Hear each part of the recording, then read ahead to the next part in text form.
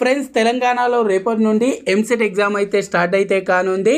ముందుగా ఎగ్జామ్కి వెళ్ళే స్టూడెంట్స్ అందరూ కూడా మీరు ఎగ్జామ్ డే రోజు చేయకూడని మిస్టేక్స్ ఏంటి, ఎగ్జామ్ డేకి సంబంధించి ఇంపార్టెంట్ ఇన్స్ట్రక్షన్స్ ఏంటనేది ఒకసారి ఈ వీడియోలో మీకు నేను క్లారిటీగా చెప్తాను. ముందుగా ప్రతి ఒక్క స్టూడెంట్కి కూడా ఆల్ ద బెస్ట్. ప్రతి ఒక్కరు కూడా ఎగ్జామ్ అనేది బాగా రాయాలని అయితే కోరుకుంటున్నాను. సో ఫస్ట్ ఆఫ్ ఆల్ మనకు టీఎస్ఎంసెట్ 2025కి వచ్చేసరికి 1 మినిట్ రూల్ అనేది స్ట్రిక్ట్గా ఉంటుంది. అంటే 1 మినిట్ మీరు ఎగ్జామ్కి లేట్ వెళ్ళినా సరే మీకు ఎగ్జామ్కి అయితే అలో అయితే చేయడం అయితే జరగదు. కాబట్టి ప్రతి ఒక్క స్టూడెంట్ కూడా మీరు మీ ఎగ్జామ్ సెంటర్కి 2 అవర్స్ బిఫోరే, ఇక్కడ మళ్ళీ చెప్తున్నాను క్లారిటీగా వినండి, 2 అవర్స్ బిఫోరే మీరు రీచ్ అయ్యేలా చూసుకోండి. మార్నింగ్ 9కి ఎగ్జామ్ ఉన్న వాళ్ళు 7కి, అదేవిధంగా ఆఫ్టర్నూన్ 3కి ఎగ్జామ్ ఉన్న వాళ్ళు 1కి మీరు ఎగ్జామ్ సెంటర్కి రీచ్ అయ్యేలా చూసుకోండి. ఎందుకంటే మీరు అక్కడికి వెళ్ళిన తర్వాత కూడా కొంత చెకింగ్ ప్రాసెస్ అయితే ఉంటుంది. మీ డాక్యుమెంట్స్ అనేది వెరిఫై చేస్తారు, అదేవిధంగా మీ థంబ్ ఇంప్రెషన్ తీసుకుంటారు, ఆ తర్వాత మీ ఫోటో తీసుకుంటారు, ఆ తర్వాత మీకు సిస్టమ్ అనేది అలొకేట్ చేస్తారు. కాబట్టి 2 అవర్స్ బిఫోరే రీచ్ అయ్యేలా చూసుకోండి, కంగారు పడకండి. అదేవిధంగా ఇప్పుడు ఎగ్జామ్కి వెళ్ళేటప్పుడు ఏమేమి సర్టిఫికేట్స్ తీసుకెళ్ళాలంటే ముందుగా మీ హాల్ టికెట్ అనేది తీసుకెళ్ళాలి. హాల్ టికెట్లో సిగ్నేచర్ అయితే చేయాల్సి ఉంటుంది, కానీ అది ఎగ్జామ్ హాల్లోనే చేయాల్సి ఉంటుంది. అదేవిధంగా ఏదైతే మీరు అప్లై చేసినప్పుడు ఆన్లైన్ అప్లికేషన్ ఫామ్ ఉంటుందో అప్లికేషన్ ఫామ్ అనేది ప్రింట్ అనేది తీసుకెళ్ళాలి. అందులో మీరు ముందుగానే ఫోటో, అదేవిధంగా లెఫ్ట్ హ్యాండ్ థంబ్ ఇంప్రెషన్ అయితే ఇచ్చి తీసుకెళ్లాల్సి ఉంటుంది. అందులో కూడా సిగ్నేచర్ అయితే చేయాలి, కానీ సిగ్నేచర్ వచ్చేసి ఎగ్జామ్ హాల్లోకి వెళ్ళిన తర్వాతనే మీరు ఆన్లైన్ అప్లికేషన్ ఫామ్లో, అదేవిధంగా ఏదైతే హాల్ టికెట్లో మీరు ఇన్విజిలేటర్ సమక్షంలోనే సిగ్నేచర్ అయితే చేయాల్సి ఉంటుంది. దీంతో పాటు ఎవరైతే ఎస్సీ ఎస్టీ స్టూడెంట్స్ మీరు ఆన్లైన్ అప్లికేషన్ ఫామ్ అనేది ఫిలప్ చేసేటప్పుడు క్యాస్ట్కి సంబంధించి డీటెయిల్స్ అనేది ఇవ్వనట్టయితే మీరు క్యాస్ట్ సర్టిఫికేట్ కూడా క్యారీ అయితే చేయాల్సి ఉంటుంది. సో వీటితో పాటు ఒక ఒరిజినల్ ఐడి ప్రూఫ్ అనేది, ఏదైనా ఒక ఒరిజినల్ ఐడి ప్రూఫ్, అదేవిధంగా 2 ఫొటోస్ అయితే తీసుకెళ్ళండి. సో ఇక్కడ నేను చెప్పినవన్నీ కూడా మీరు 2 కాపీస్ అయితే ఉంచుకోండి. 1 కాపీనే అవసరం, కానీ మనకు ఎక్స్ట్రాగా ఒక కాపీ ఉండడం బెటర్ కాబట్టి 2 కాపీస్ అయితే తీసుకెళ్ళండి. అదేవిధంగా ఇప్పుడు మరి ఏమేమి తీసుకెళ్ళకూడదంటే మీరు ముందుగా ప్రతి ఒక్కరు గుర్తుంచుకోవాల్సింది, ఎలాంటి క్యాలిక్యులేటర్స్ కానీ, ఎలాంటి ఎలక్ట్రానిక్స్ గ్యాడ్జెట్స్ కానీ, అదేవిధంగా కొంతమంది స్టూడెంట్స్ వచ్చేసి రఫ్ వర్క్ కోసం పేపర్స్ అనేది తీసుకెళ్తుంటారు. అలాంటివి ఏవి కూడా మీరు క్యారీ అయితే చేయొద్దు. రఫ్ వర్క్ కోసం మీకు లోపటే పేపర్స్ అయితే ఇస్తారు, మళ్ళీ మీరు వాటిని అక్కడే సబ్మిట్ అయితే చేయాల్సి ఉంటుంది. అలాగే ఎలాంటి వాచెస్ కూడా క్యారీ అయితే చేయకండి. సో ఇవేవి కూడా తీసుకెళ్ళకండి. ఆ తర్వాత మీరు ఎగ్జామ్ హాల్లోకి వెళ్ళిన తర్వాత అక్కడ మీకు సిస్టమ్ అనేది అలొకేట్ చేస్తారు. సిస్టమ్ అనేది అలొకేట్ చేసిన తర్వాత ఇప్పుడు ఎగ్జామ్ ఏ విధంగా రాయాలంటే ఇక్కడ చూడొచ్చు. ముందుగా మీకు ఇక్కడ సిస్టంలో ఈ విధంగా మీ నేమ్ అనేది, క్యాండిడేట్ నేమ్, అదేవిధంగా ఫోటో చూపించడం జరుగుతుంది. వెరిఫై చేసుకోండి. ఆ తర్వాత కింద మీకు ఇక్కడ లాగిన్ ఆప్షన్ ఉంటుంది. ముందుగా లాగిన్లో ఇక్కడ మీరు యూజర్ నేమ్ అనేది హాల్ టికెట్లో ఉంది, ఎంటర్ చేయాలి. ఆ తర్వాత పాస్వర్డ్ చూసుకున్నట్టయితే పాస్వర్డ్ వచ్చేసి ఎగ్జామ్కి 10 మినిట్స్ బిఫోర్ అయితే మీకు పాస్వర్డ్ అయితే చెప్పడం అయితే జరుగుతుంది. ఇక్కడ మీరు మీ ఏదైతే యూజర్ నేమ్, అదేవిధంగా పాస్వర్డ్ అనేది ఇక్కడ ఎంటర్ చేసి మీరు ఇక్కడ కింద సైన్ ఇన్ ఆప్షన్ మీద అయితే క్లిక్ అయితే చేయాల్సి ఉంటుంది. ఇక్కడ మీరు ఏదైతే సైన్ ఇన్ ఆప్షన్ ఉంటుందో సైన్ ఇన్ ఆప్షన్ మీద క్లిక్ చేయగానే ముందుగా మీకు ఇక్కడ ఎగ్జామ్కి సంబంధించి ఇన్స్ట్రక్షన్స్ అయితే రావడం అయితే జరుగుతుంది. ఇక్కడ మీకు ఏవైనా డౌట్స్ అనేది ఉన్నట్టయితే మీరు ఇన్విజిలేటర్కి అయితే అడగవచ్చు. ఇక్కడ మీరు సైన్ ఇన్ మీద క్లిక్ చేయగానే ముందుగా మీకు జనరల్ ఇన్స్ట్రక్షన్స్ అయితే చూపిస్తుంది. ఇక్కడ ఎగ్జామ్ వచ్చేసి 180 మినిట్స్ అంటే 3 అవర్స్ అయితే ఉంటుంది.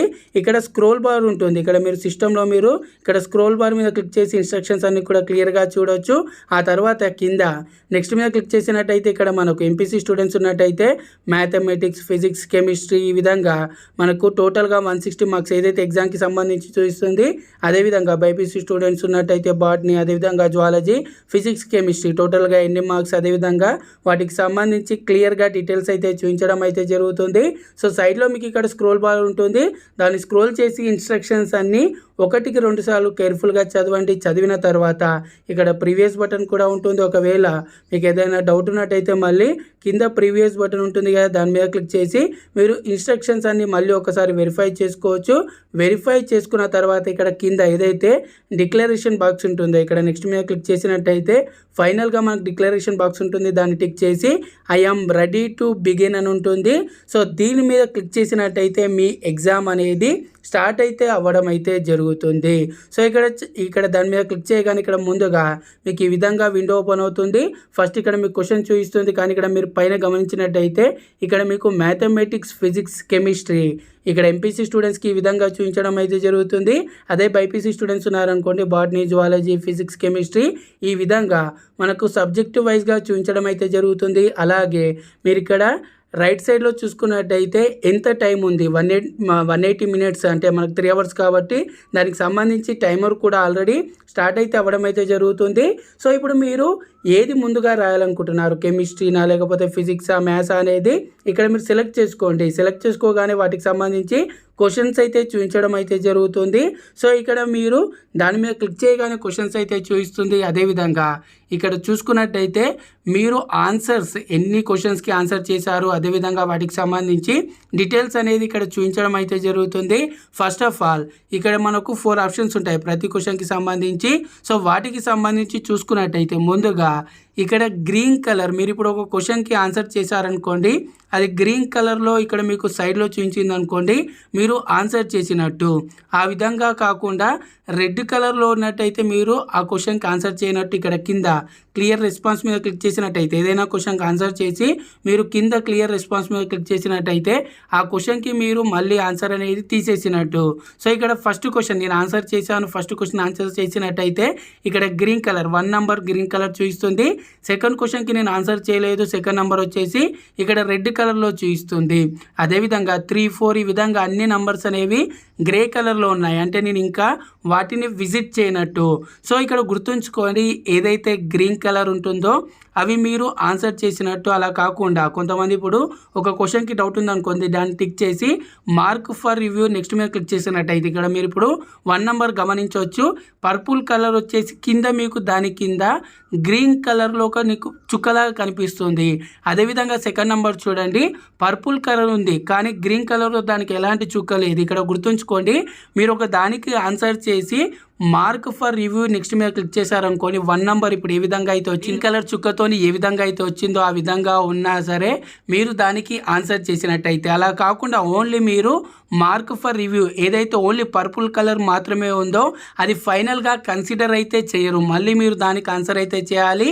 ఇక్కడ మీకు కన్సిడర్ చేసేవి 2, ఏదైతే గ్రీన్ కలర్ ఉంటుందో అది కన్సిడర్ చేస్తారు. అదేవిధంగా ఇక్కడ పర్పుల్ కలర్ వచ్చేసి మార్క్ ఫర్ ఆన్సర్ చేసి మార్క్ ఫర్ రివ్యూ మీద క్లిక్ చేసినట్టయితే పర్పుల్ కలర్ వచ్చి కింద ఏదైతే గ్రీన్ కలర్ డాట్ ఉంటుందో ఈ 2 మాత్రం మీకు ఫైనల్గా ఏదైతే మనకు కరెక్షన్కి తీసుకోవడం అయితే జరుగుతుంది. అదేవిధంగా నాట్ విజిటెడ్ కానీ అలాగే మార్క్ ఫర్ రివ్యూ ఇప్పుడు 1 నెంబర్, 2 నెంబర్, 3 నెంబర్, 4 నెంబర్ ఇప్పుడు ఏవైతే చూస్తున్నారో ఇవేవి కూడా మీకు ఫైనల్గా ఇవి ఆన్సర్ చేసినట్టయితే కావు. గుర్తుంచుకోండి, మార్క్ ఫర్ రివ్యూలో కొంతమంది కన్ఫ్యూజ్ అవుతారు కాబట్టి దేని కింద అయితే మీకు ఈ విధంగా డాట్ అయితే వస్తుందో గ్రీన్ కలర్లో అది ఫైనల్గా తీసుకోవడం అయితే జరుగుతుంది. ఆన్సర్ చేసినట్టయితే గ్రీన్ కలర్లో చూపించడం అయితే జరుగుతుంది. సో చాలామంది స్టూడెంట్స్ ఇక్కడ కన్ఫ్యూజ్ అవుతారు కాబట్టి మళ్ళీసారి క్లారిటీగా చెప్తున్నాను. ఈ విధంగా ప్రతి ఒక్కరు కూడా మీరు ముందుగా మీకు వచ్చిన ఆన్సర్స్ అన్ని రాయండి, కంగారు పడకండి. సబ్జెక్ట్ ఏదైనా సరే చాలామంది స్టూడెంట్స్ మేము కంటిన్యూగానే మేము ఆన్సర్స్ చేయాలని అయితే కన్ఫ్యూజ్ అయిపోయి వాళ్ళ వచ్చిన ఆన్సర్స్ కూడా చేయడం అయితే జరగదు. మీకు వచ్చిన ఆన్సర్స్ని ముందుగా మీరు కంప్లీట్ చేయండి. కంప్లీట్ చేసిన తర్వాత వేరే సబ్జెక్ట్కి వెళ్ళండి. ఆ విధంగా ప్రతి ఒక్కటి కూడా చూడండి. చూసిన తర్వాత ఇక్కడ గుర్తుంచుకోండి, ఎంసెట్కి వచ్చేసరికి మనకు నెగిటివ్ మార్కింగ్ అనేది ఉండదు కాబట్టి ప్రతి ఒక్క క్వశ్చన్ అనేది ఖచ్చితంగా మీరు అటెంప్ట్ అయితే చేసి రండి. ఏ క్వశ్చన్ కూడా మీరు విజిట్ కాకుండా అటెంప్ట్ చేయకుండా రాకండి. ప్రతి ఒక్క క్వశ్చన్ కూడా మీరు అటెంప్ట్ అయితే చేయండి. ఈ విధంగా మీరు అన్ని ఆన్సర్స్ అనేది టైం అనేది కూడా చాలా ఇంపార్టెంట్. టైం చూసుకుంటూ మీరు ఎందులో ముందుగా రాస్తున్నారు. చాలామంది ఒకే క్వశ్చన్ దగ్గర స్ట్రక్ అవుతుంటారు. ఆ విధంగా స్ట్రక్ అవ్వకండి. ఈ విధంగా కరెక్ట్గా చూసుకొని మీకు ఫైనల్గా అన్ని ఆన్సర్స్ అనేది రాసిన తర్వాత మీకు ఏదైతే టైమర్ అనేది కంప్లీట్ అయిపోయిన తర్వాత ఇక్కడ కింద సబ్మిట్ బటన్ ఉంటుంది కదా, మీకు 3 అవర్స్ అనేది అయిపోయిన తర్వాత సబ్మిట్ బటన్ అనేది యాక్టివ్ అయితే అవ్వడం అయితే జరుగుతుంది. మీరు అప్పుడు ఆ సబ్మిట్ బటన్ మీద క్లిక్ చేసినట్టయితే ఇక్కడ సబ్మిట్ బటన్ మీద క్లిక్ చేయగానే మీకు అక్కడ చూపిస్తుంది మీరు ఎన్ని క్వశ్చన్స్కి ఆన్సర్ రాశారు, ఎన్ని క్వశ్చన్స్కి వదిలేశారని దానికి సంబంధించి చూపించడం అయితే జరుగుతుంది. సో ఎవరు కూడా టెన్షన్ పడకండి, ముందుగా మీకు వచ్చిన ఆన్సర్స్ అన్ని కూడా రాయండి. తర్వాత ప్రతి క్వశ్చన్ కూడా మీరు ఖచ్చితంగా అటెంప్ట్ అయితే చేసిరండి. సో స్టూడెంట్స్ అందరికీ కూడా ఆల్ ది బెస్ట్. ప్రతి ఒక్కరు కూడా ఎగ్జామ్ అనేది బాగా రాయండి. Thanks for watching. జై హింద్.